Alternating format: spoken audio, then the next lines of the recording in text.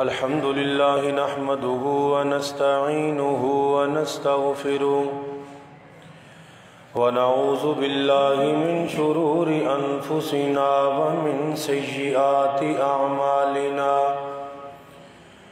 من يهده الله فلا مضل له ومن يضلله فلا هادي له أشهد أن لا إله إلا الله وحده لا شريك له وأشهد أن محمدًا عبده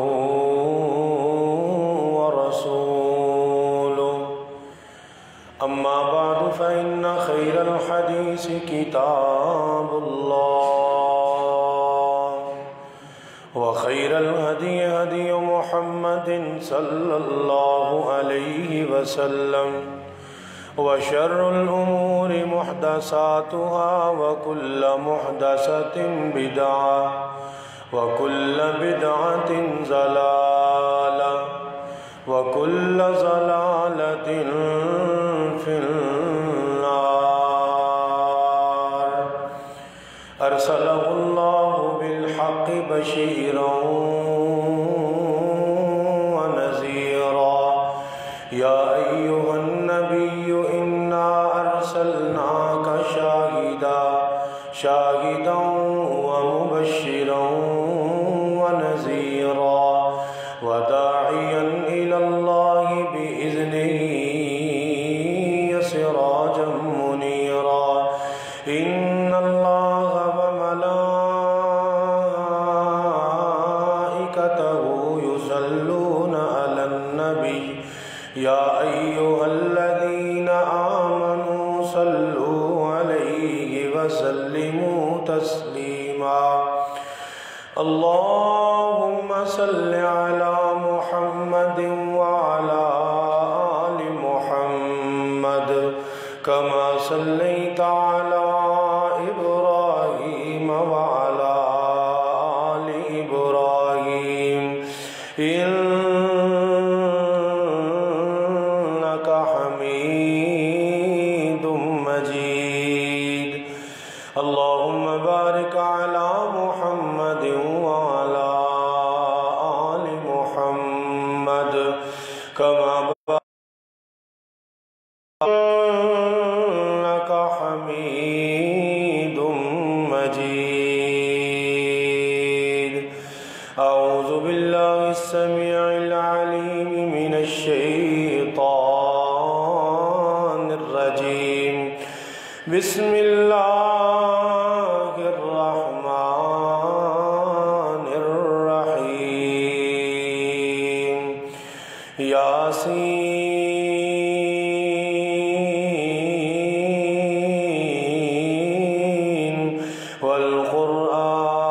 والقرآن الحكيم إنك لمن المرسلين على صراط مستقيم رب اشرح لي صدري ويسر لي أمري واحلل عقدة من لساني يفقه قولي سبحانك لا علم لنا إلا ما علمتنا إنك أنت العليم الحكيم سبحان ربك رب العزة عما يصفون وسلام على المرسلين والحمد لله رب العالمين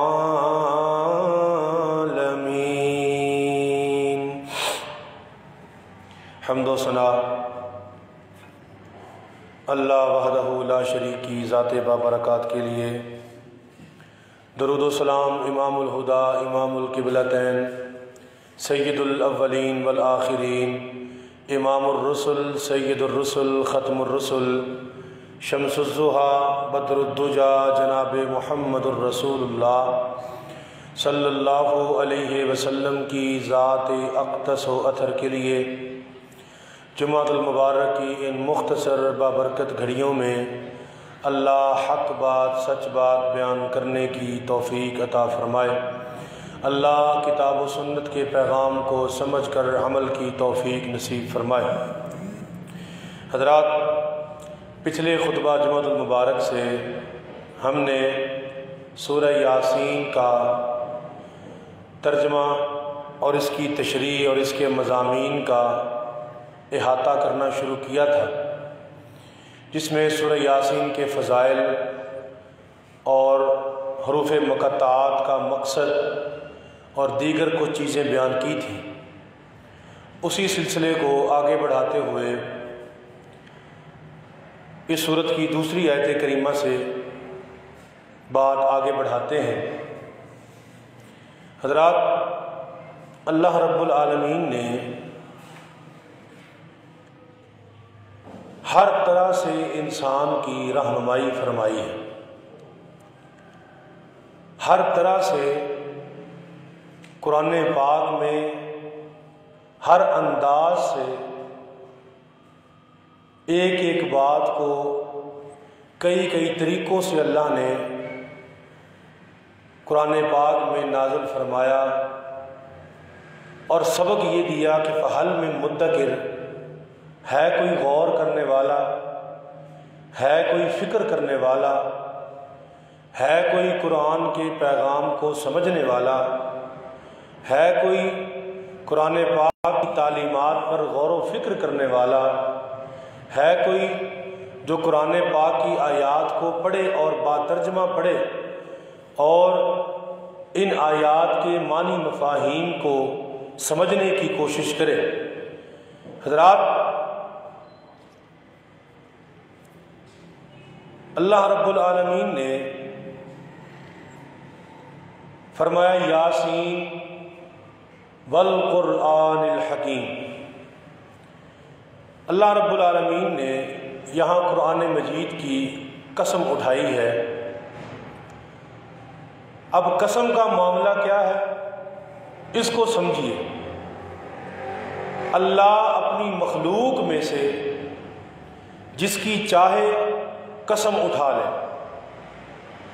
لیکن مخلوق کے لیے یہ جائز نہیں ہے کہ اللہ کے علاوہ اگر ضرورت ہو غیر اللہ کی قسم اٹھائے، اللہ کے علاوہ کسی اور چیز کی۔ اللہ اپنی مخلوقات میں سے جس کی چاہے قسم اٹھا لے، لیکن مسلم امت کے لیے ایک ضابطہ طے ہے۔ کیسے طے ہے؟ توجہ کیجیے۔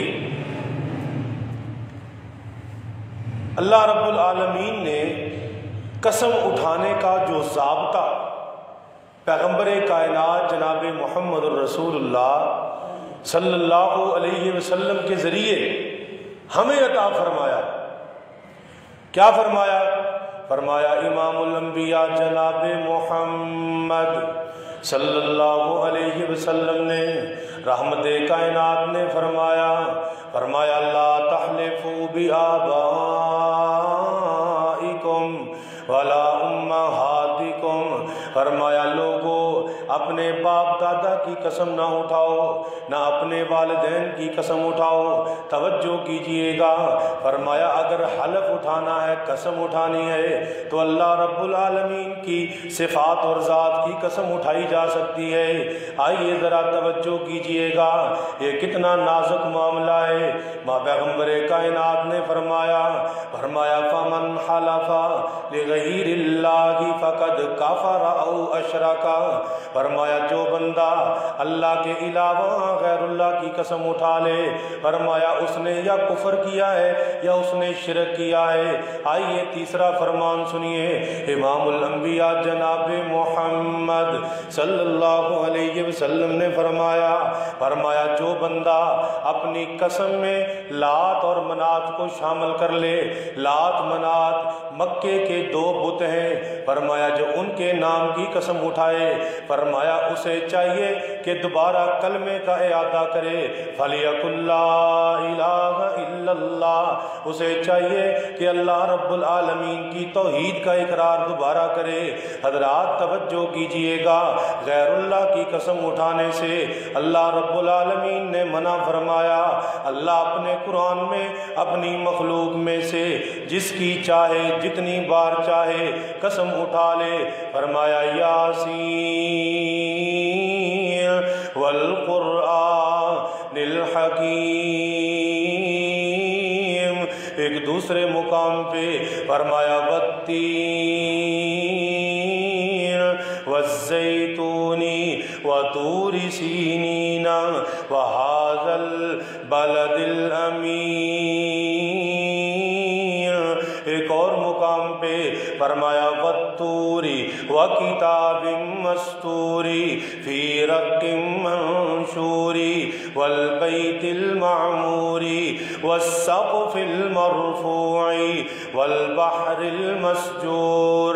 اللہ رب العالمین کا قرآن جگہ جگہ پہ اللہ نے فرمایا والضحیٰ واللیل اذا سجا، کہیں اللہ رب العالمین نے چڑھتے دن کی قسم اٹھائی، کہیں رب العالمین نے مکہ شہر کی قسم اٹھائی، کہیں اللہ رب العالمین نے کوہ طور کی قسم اٹھائی، کہیں اللہ رب العالمین نے چڑھتے سمندروں کی قسم اٹھائی، کہیں اللہ رب العالمین نے اپنے قرآن میں فرمایا کہ تیار جہادی گھوڑوں کی قسم اٹھائی، کہیں اللہ رب العالمین نے تین اور زیتون کی قسم اٹھائی، کہیں اللہ رب العالمین نے رات کی تاریکی کی قسم اٹھائی۔ قرآن کے کئی مقامات پہ اللہ رب العالمین نے اپنی مخلوقات میں سے جس کی چاہی قسم اٹھائی، لیکن امت کے لیے سبق یہ ہے کہ اللہ کی ذات کے علاوہ، اللہ کی صفات کے علاوہ کوئی قسم نہ اٹھائے، غیر اللہ کی قسم نہ اٹھائی جائے۔ آج ہمارے معاشرے میں بڑا واضح طور پر قرآن پاک کی قسم اٹھائی جاتی ہے۔ یاد رکھیے قرآن پاک بھی قسم بھی غیر اللہ کی قسم میں شامل ہے، اپنے والدین کی قسم بھی غیر اللہ کی قسم میں شامل ہے۔ فرمایا یاسین والقرآن الحکیم انک لمن المرسلین۔ فرمایا لوگو قرآن حکیم کی قسم ہے، حکمت والا قرآن۔ توجہ کیجئے گا، اللہ رب العالمین نے حکمت والے قرآن کی قسم اٹھائی۔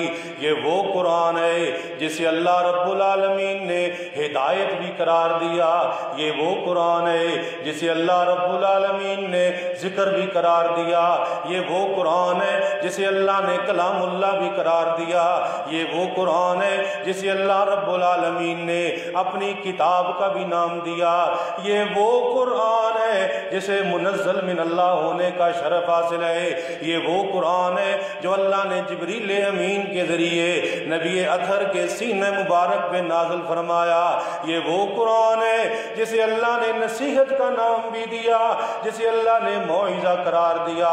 توجہ کیجئے گا، فرمایا یہاں جو الفاظ استعمال فرمائے، فرمایا والقرآن الحکیم۔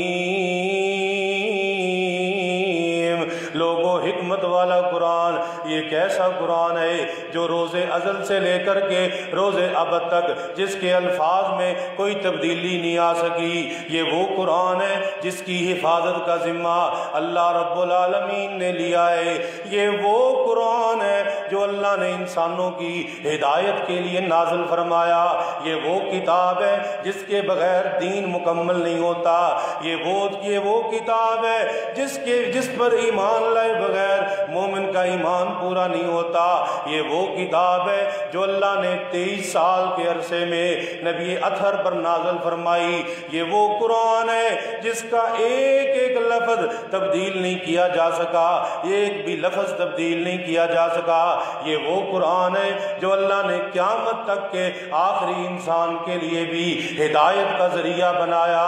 آئیے توجہ کیجئے گا، یہ وہ قرآن ہے جو فرمایا بل ہوا آیاتٌ بینات فی صدور الذین اوتوا العلم، فرمایا یہ قرآن صرف دو گتوں کے درمیان، فرمایا کہ صرف دو گتوں کے درمیان نہیں ہے، بلکہ یہ قرآن ہے جو اللہ نے سینکڑوں علم والوں کے سینے میں اللہ نے محفوظ کیا ہے۔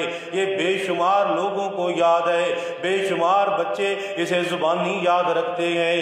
یہ وہ قرآن ہے جسے اللہ نے حکمت والا قرآن فرمایا کہ وہ حکمت والا قرآن ہے۔ توجہ کیجئے گا، توجہ، یہ کیسا قرآن ہے؟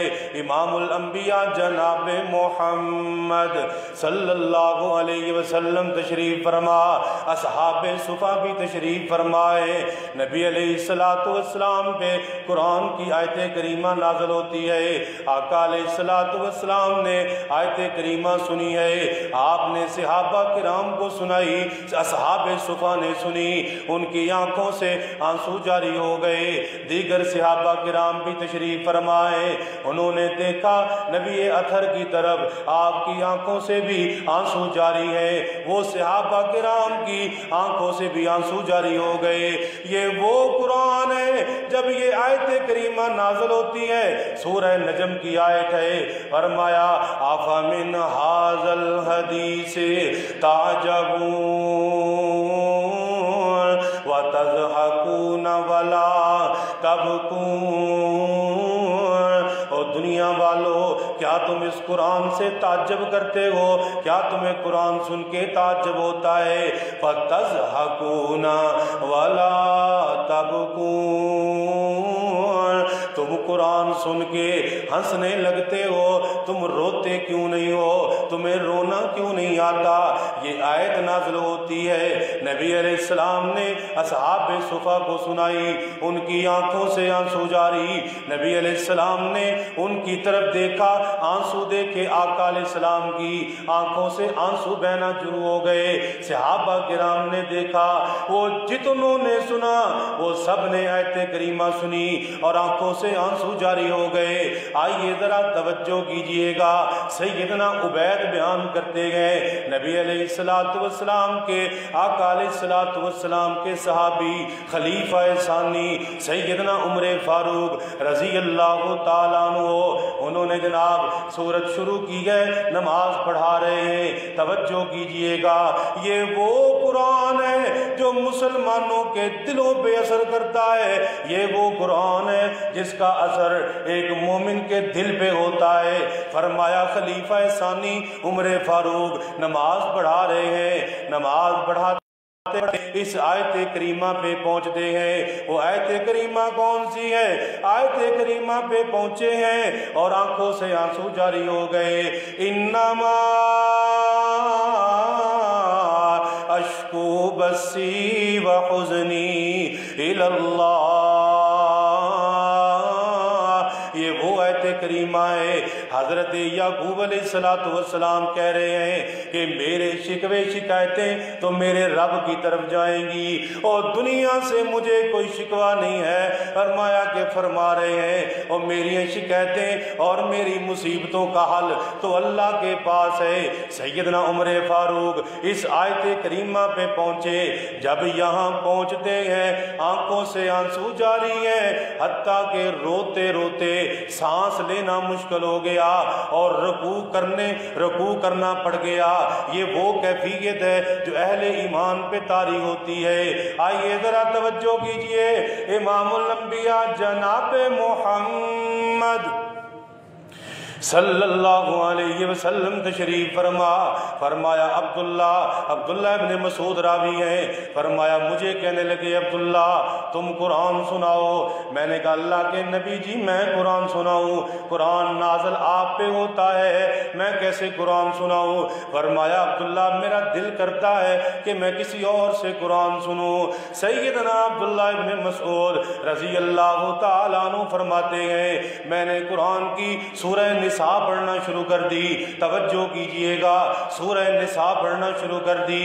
فرمایا پڑھتے پڑھتے جب میں اس آیت کریمہ پہ آیا فَكَيْفَ إِذَا جِئْنَا مِن كُلِّ أُمَّةٍ بِشَهِيدٍ وَجِئْنَا بِكَ عَلَىٰ هَٰؤُلَاءِ شَهِيدًا، وہ وقت بھی ہوگا جب اللہ قیامت کے دن ہر امت پہ اللہ گواہ لے کر کے آئے گا. فَكَيْفَ إِذَا جِئْنَا مِنْ كُلِّ أُمَّةٍ بِشَهِيدٍ وَجِئْنَا بِكَ عَلَىٰ هَٰؤُلَاءِ شَهِيدًا. اور فرمایا ہم آپ کو اے نبی جناب محمد صلی اللہ علیہ وسلم ہم آپ کو ساری امتوں پر گواہ بنا کر کے پیش کریں گے. جب یہ آیت کریمہ آئی عبداللہ ابن مسعود فرماتے ہیں آقا علیہ السلام نے فرمایا عبداللہ ٹھہر جاؤ. فرمایا میں ٹھہرا اور جب میں نے دیکھا فَإِذَا هِيَ عَيْنَانِ تَذْرُفَانِ میں نے نبی علیہ السلام کی چہرے کی طرف دیکھا آپ کی دونوں آنکھوں سے آنسو جاری ہو چکے تھے. یہ وہ قرآن ہے کہ جب مومن کے سامنے پڑھا جائے تو ہوتا کیا ہے.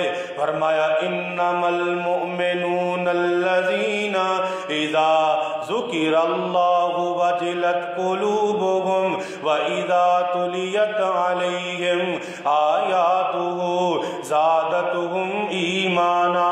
فرمایا اہل ایمان پہ جب قرآن پڑھا جائے ان کا ایمان زیادہ ہو جاتا ہے, ان کا ایمان بڑھ جاتا ہے. توجہ کیجئے گا, توجہ. اللہ رب العالمین کا قرآن یہ حکمت والا قرآن. آئیے ذرا توجہ کیجئے. امام الانبیاء جناب محمد صلی اللہ علیہ وسلم نے جب توحید کا اعلان فرمایا نبی علیہ السلام کی توحید کو ماننے والے آقا علیہ السلام کی دعوت کو تسلیم کرتے جا رہے ہیں. آپ کی تلاوت کو آپ کی دعوت کو تسلیم کرنے والے بڑھتے جا رہے ہیں. توجہ کیجئے گا.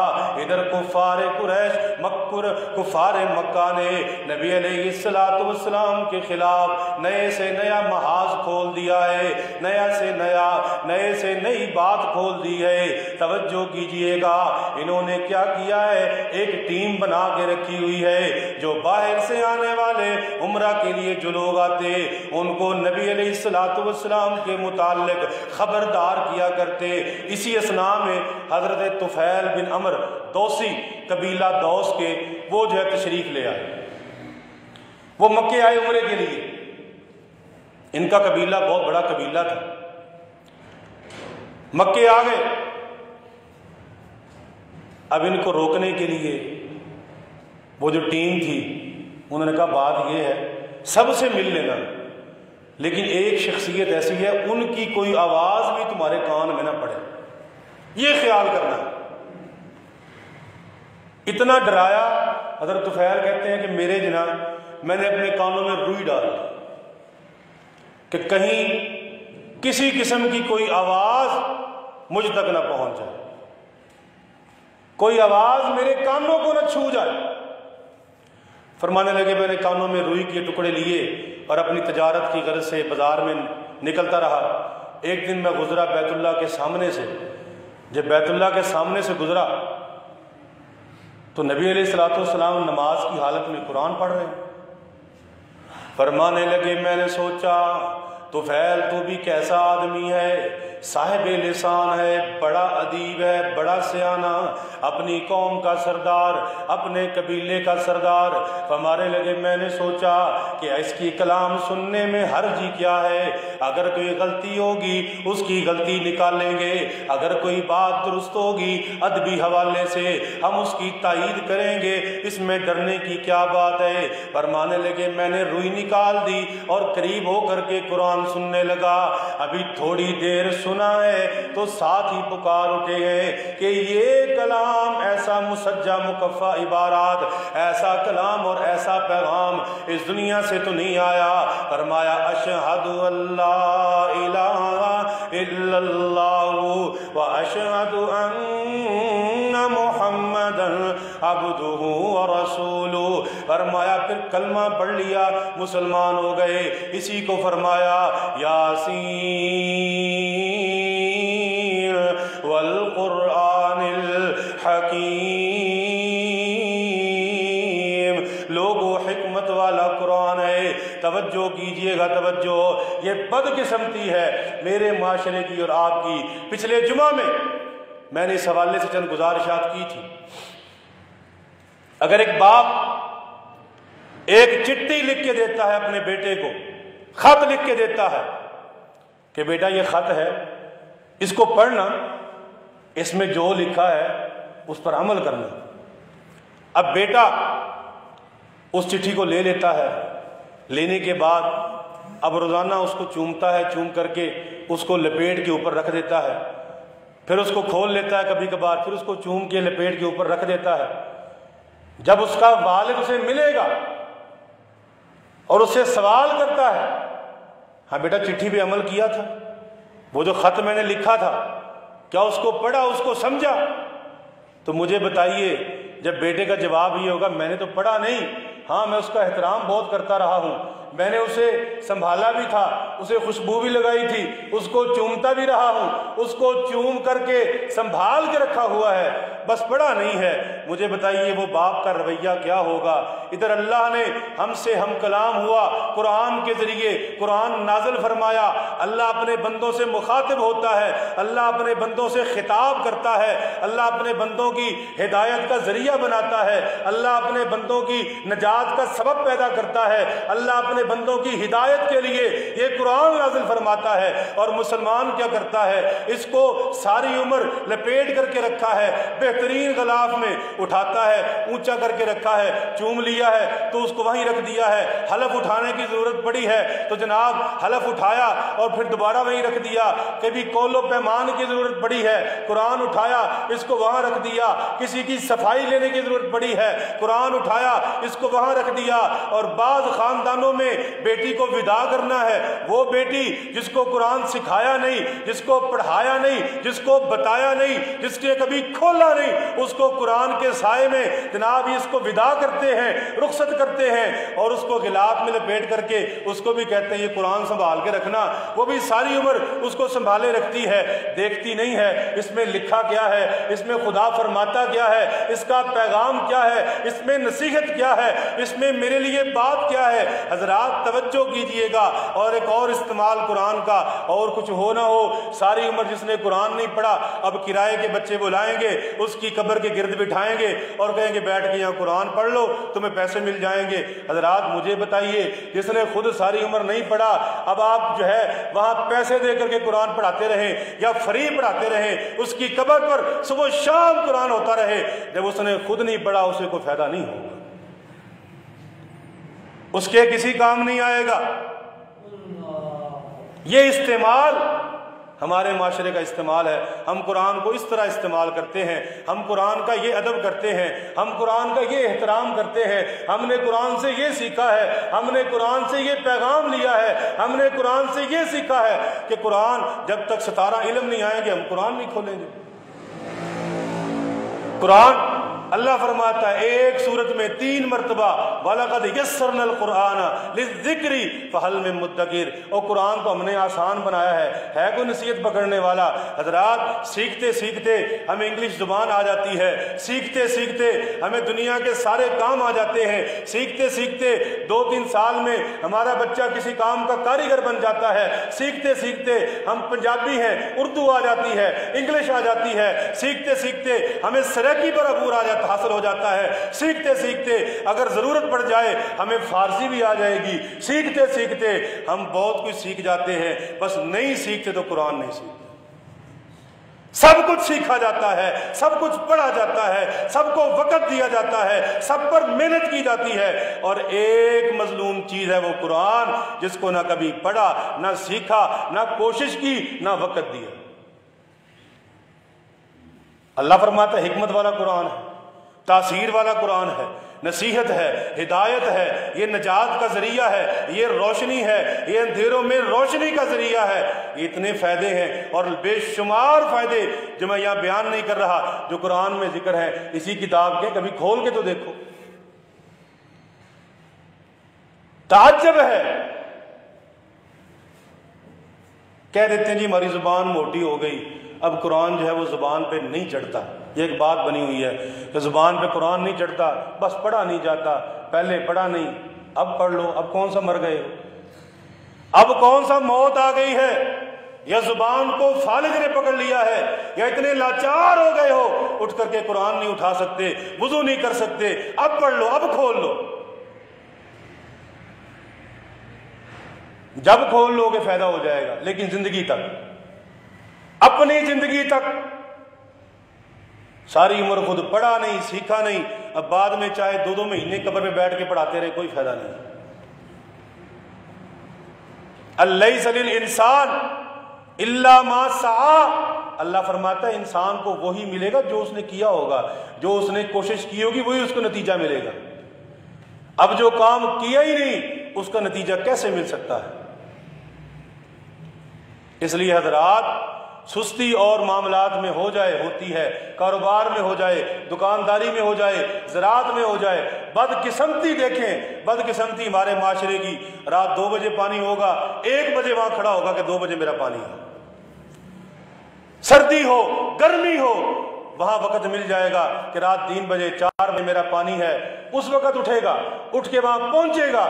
کس لیے؟ ترجیحات کا فرق ہے، ہماری ترجیح قرآن رہا ہی نہیں، ہماری جناب لسٹ میں قرآن پاک ہے ہی نہیں، ہماری ترجیحات میں کاروبار ہے، تو کاروبار کے لیے ہم دنیا جہان کی سیر کریں گے، کاروبار کے لیے، رزق کے لیے ہماری ترجیحات میں شامل ہے، ہم رات کو 3 بجے اٹھ کر بھی پانی لگائیں گے، سردی ہو، گرمی ہو، 1 پاؤں پہ ہو، اکیلا مسجد جانے سے ڈرتا ہے لیکن رات پانی لگانے سے نہیں ڈرے گا، وہاں چلا جائے گا، سانپوں میں، بچھوؤں میں، پتہ نہیں وہاں کیا کیا ٹکر جائے کوئی پتہ نہیں ہے، لیکن وہاں ویرانے میں کھڑا ہو کر کے پانی لگائے گا، اسے پتہ ہے کہ جناب یہاں رزق حاصل ہوگا۔ اور بدقسمتی یہ ہے کہ اٹھ کے کبھی قرآن نہیں دیکھا، کبھی دن کو کبھی قرآن نہیں کھولا، ادھر پانی لگانے کے لیے رات کو کھڑا ہے، لیکن دن کو جو ہے اس کو ہمت اور توفیق نہیں ہے کہ قرآن کھول لے۔ یہ ہماری بدقسمتی ہے ہمارے معاشرے کی۔ تو اللہ نے تو یہی بات بیان فرمائی یہودیوں کے بارے میں، فرمایا جب کتاب نازل ہو گئی نا تو انہوں نے کیا کیا؟ فرمایا کتاب اللہ وراء ظہورہم کأنہم لا یعلمون، انہوں نے اللہ کی کتاب کو پیٹھ کے پیچھے پھینک دیا، گویا ان کو پتہ ہی نہیں بھی قرآن ہے یا کتاب ہے، اللہ کی تورات ہے۔ اور یہی حال ہمارا ہے۔ ہمارے ذمے یہ قرآن امانت ہے، ہم نہیں کھولتے، ہم نہیں پڑھتے تو قرآن کہتا ہے قیامت کا دن ہوگا وَقَالَ الرَّسُولُ يَا رَبِّ إِنَّ قَوْمِ اتَّخَذُوا هَذَا الْقُرْآنَ مَهْجُورًا، فرمایا کہ یہ نبی صلی اللہ لگے گی میدان حشر میں، یہ شکایت لگے گی اللہ کے دربار میں، شکایت لگانے والے اللہ کے نبی ہوں گے اور شکایت لگائی جائے گی امت کے بارے میں۔ فرمایا ان یاسین والقرآن الحکیم، یہ حکمت والا قرآن، انک لمن المرسلین۔ آئیے حضرات تیسری آیت کریمہ سورہ کی، فرمایا اے نبی جناب محمد صلی اللہ علیہ وسلم، آپ نے نبوت کا اعلان فرمایا، آپ کی نبوت کو یہ لوگوں نے تسلیم نہیں کیا، آپ کی نبوت کے بارے طرح طرح کی باتیں بنائی، فرمایا کہنے والے نے کہا وَيَقُولُ الَّذِينَ كَفَرُوا لَسْتَ مُرْسَلًا، اللہ فرماتے ہیں یہ کافر دعویٰ کرتے ہیں کہ آپ رسول نہیں ہیں۔ آئیے حضرات توجہ کیجئے گا، ایک دوسرے مقام پہ انہوں نے الزام لگایا اِنَّ هَذَا لَسَاحِرٌ کذاب، کہ معاذ اللہ یہ نبی نہیں ہے، معاذ اللہ جادوگر ہے، معاذ اللہ کذب بیانی کرتا ہے۔ حضرات توجہ کیجئے گا، اللہ رب العالمین نے فرمایا یاسین والقرآن الحکیم انک لمن المرسلین، فرمایا اے اللہ کے نبی جی دنیا آپ کو رسول مانے نہ مانے، فرمایا میں اللہ اعلان کرتا ہوں آپ ہمارے رسولوں میں سے ہیں۔ کون سے رسولوں میں سے؟ وہ انبیاء جو پہلے گزر گئے، آپ بھی ان میں سے ہیں۔ ھذا نذیر من النذر الاولی، یہ پہلے ڈرانے والے ان میں سے ایک یہ بھی ہے۔ اور آپ کی رسالت کا اعجاز کیا ہے؟ آپ کی رسالت میں ممتاز چیز کون سی ہے؟ اور دوگو دنیا والوں، یہ دنیا سے پہلے، آپ کے اس دنیا میں آنے سے پہلے نبی آئے کسی بستی کے لیے، کسی قوم کے لیے، کسی خاص علاقے کے لیے، کسی خاص بستی کے لیے، کسی خاص شہر کے لیے، لیکن آپ کے بارے میں قرآن نے کیا اعلان فرمایا؟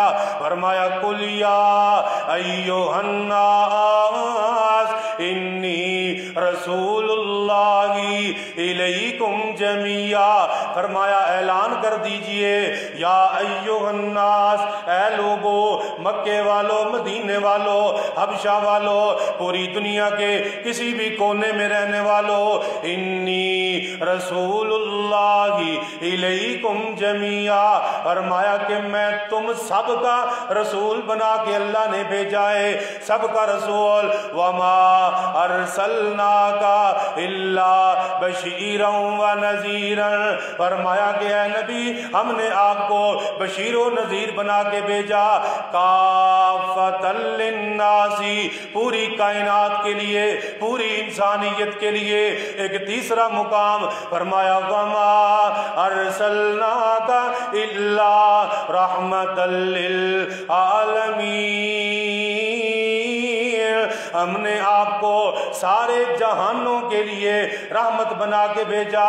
آپ کی رسالت کا اعجاز یہ ہے، آپ کی رسالت کسی خاص مدت کے لیے نہیں، کسی خاص شہر کے لیے نہیں، ہر دور، ہر زمانے، اور نبی علیہ السلام کی رسالت قیامت تک آنے والے آخری انسان کے بھی آپ نبی ہیں۔ اور اللہ رب العالمین نے آپ کی رسالت کے ساتھ ایک اور مقام عطا فرمایا کہ آپ نبی بھی ہیں، رسول بھی ہیں، اور اللہ کی طرف سے آخری نبی ہیں۔ آپ کے بعد کوئی اور نبی نہیں، کوئی اور رسول نہیں۔ یہ ہے انک لمن المرسلین علی صراط مستقیم۔